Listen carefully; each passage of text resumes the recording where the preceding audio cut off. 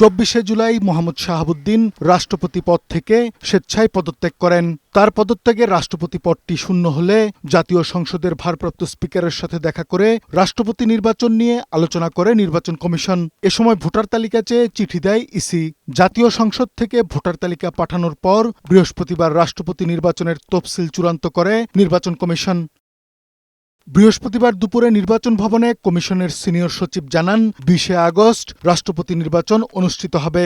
নির্বাচনকর্তার কাছে মনোনয়নপত্র দাখিলের তারিখ হচ্ছে 13ই আগস্ট 2026 বৃহস্পতিবার সকাল 10টা থেকে বিকাল 4টা পর্যন্ত। মনোনয়নপত্র পরীক্ষার তারিখ হচ্ছে 16ই আগস্ট।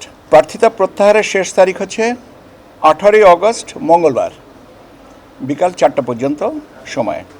আর ভোট গ্রহণের তারিখ ও সময় হচ্ছে 20 আগস্ট বৃহস্পতিবার অপরাহ্ন 2টা থেকে বিকাল 5টা পর্যন্ত জাতীয় সংসদ অধিবেশন কক্ষে।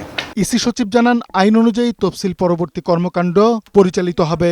আমরা এখন বাকিটুকু আমাদের অ্যাডমিনিস্ট্রেটিভ যে প্রসিডিওর আছে সেটুকু আমরা সম্পন্ন করব। একক প্রার্থী থাকলে 18ই আগস্ট প্রত্যাহারের সময় শেষ হলেই বাংলাদেশ পাবে নতুন রাষ্ট্রপতি। কাজী ফরিদ আহমদ, বৈশাখী সংবাদ, ঢাকা।